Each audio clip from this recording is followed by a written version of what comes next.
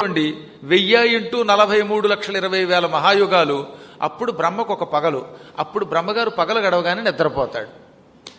ఆయన నిద్రపోతే వచ్చేది ఉందే అది జలప్రళయం, మహాప్రళయం లాంటిదనమాట. అప్పుడు ఇంక మొత్తం భూమి ప్రపంచమంతా నీళ్లలో కొట్టుకుపోతుంది. ఎవడు ఉండడు, మీరు ఉండరు, నేను ఉండవు, అందరం పోతాం. మార్కండేయుడు లాంటి వాళ్ళు కొందరు, సప్త ఋషులు కొందరు, రాబోయే కొత్త మనువు కొంతమంది, బీజములు కొన్ని మిగులుతాయి. అది కాకుండా బ్రహ్మగారు మళ్ళీ 1000 యుగాలు గడిస్తే లేస్తాడు. ఇలాంటి బ్రహ్మగారులు కొంతమంది వెళ్ళిపోతే కల్పములు మారతాయి.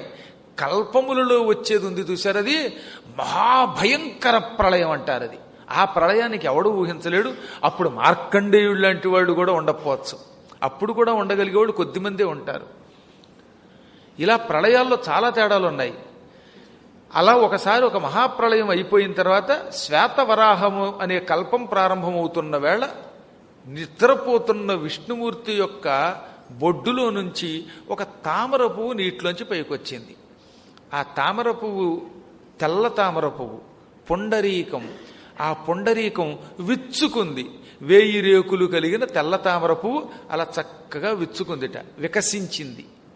ఆ వికసించిన తామర పువ్వులో నుంచి 5 ముఖములతో బ్రహ్మ పుట్టుకొచ్చాడు. అప్పుడు బ్రహ్మగారికి ఎన్ని ముఖాలు ఉన్నాయి? 5. పంచముఖ బ్రహ్మ. ఆయనకి తపస్సు చెయ్యాలనిపించి తపస్సు చేశాడు.